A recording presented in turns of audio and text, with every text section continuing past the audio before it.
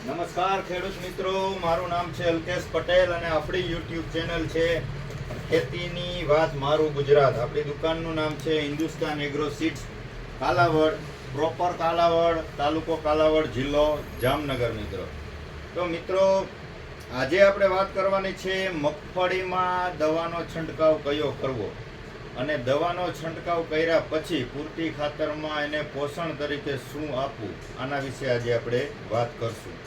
આજે તારીખ છે 7/8/2024. તો મિત્રો આજે ઘણા બધા વિસ્તારોમાં વરાપનો માહોલ જોવા મળી રહ્યો છે.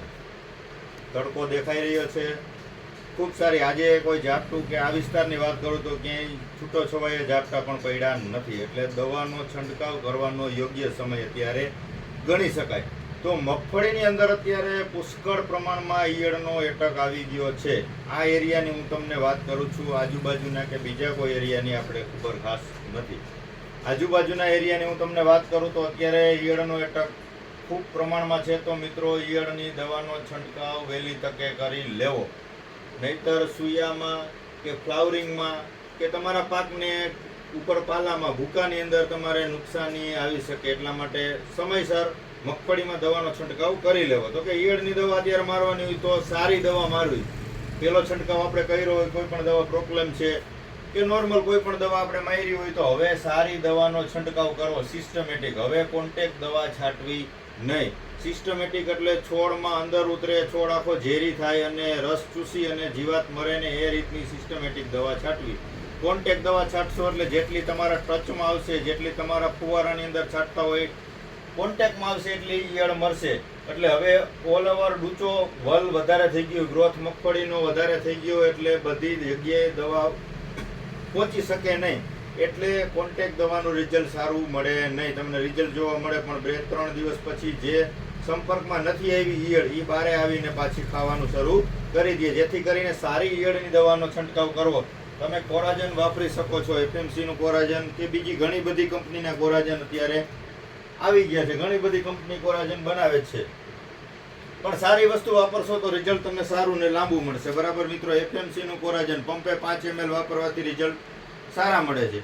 હવે મગફળી અત્યારે 35-40 દિવસની થઈ ગઈ હશે મિત્રો. અગાઉ જેને આગોતરા વાવેતર કર્યા છે એને તો 45 દિવસ, 50 કે 60 દિવસ સુધીની મગફળી થઈ ગઈ છે. તો અત્યારે ગ્રોથ રોકવા માટે હાઈટ વધારે થઈ ગઈ હોય તો પંપે 5 ml કલ્ટાર વાપરી દેવું. સિજન્ટા કંપનીનું કલ્ટાર બેસ્ટ રિઝલ્ટ વાળું આવે. પંપે 5 ml વાપરવાનું.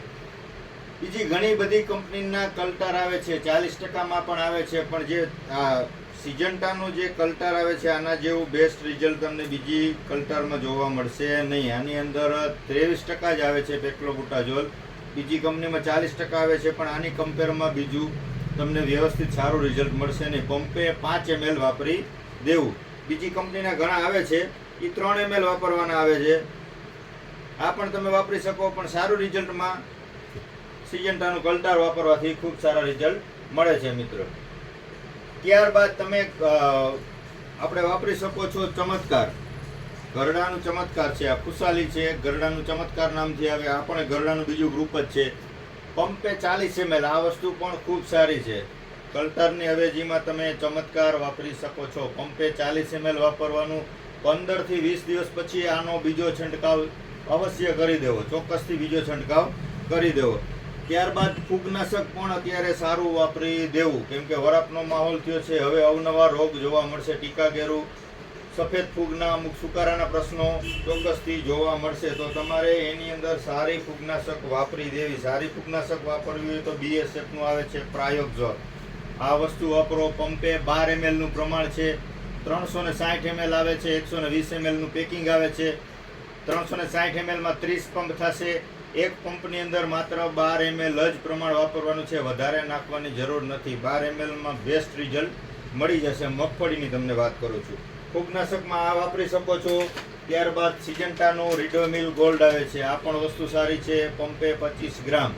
એક પંપની અંદર 25 ગ્રામ રીડોમિલ ગોલ્ડ સિજન્ટાનું. આ વસ્તુ પણ બેસ્ટ છે. ત્યાર પછી તમે વાપરી શકો છો બાયરનું આવે છે નેટિવો. આ બાયરનું આવે છે નેટિવો. પંપે 8 થી 10 ગ્રામ. 2 મહિના ઉપરની મગફળી થઈ ગઈ હોય તો 10 ગ્રામ વાપરવું.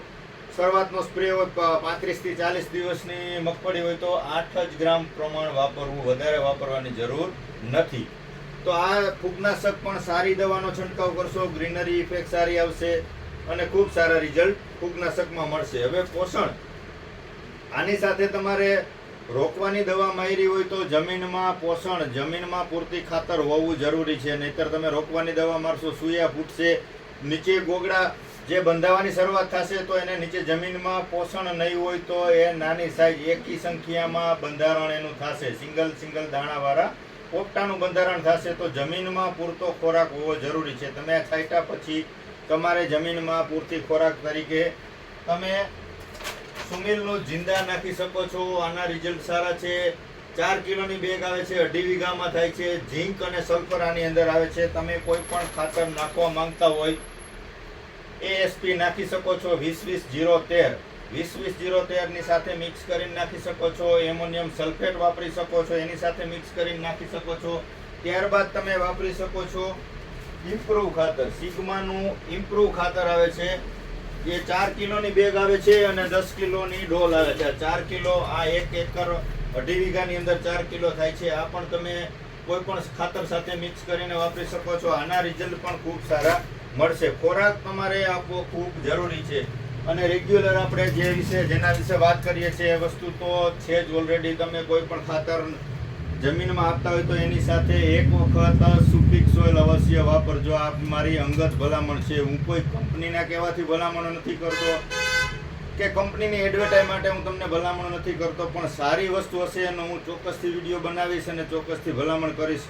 બાકી કોઈ બધી જનરલ પ્રોડક્ટનો વિડીયો નથી બનાવતો કે કોઈ કંપનીના કહેવાથી કોઈ કંપનીની એડવર્ટાઈઝ નથી કરતો. મને જે પ્રોડક્ટ સારી લાગે છે એનો જ વિડીયો હું બનાવું છું મિત્રો. તો પૂરતી ખાતર તરીકે તમારે જમીનમાં સુપીક સોઇલ પણ અવશ્ય વાપરવું. 2.5 વીઘે 1 લીટર નાખવું, ચોક્કસ ખૂબ સારા રિઝલ્ટ મળશે મિત્રો.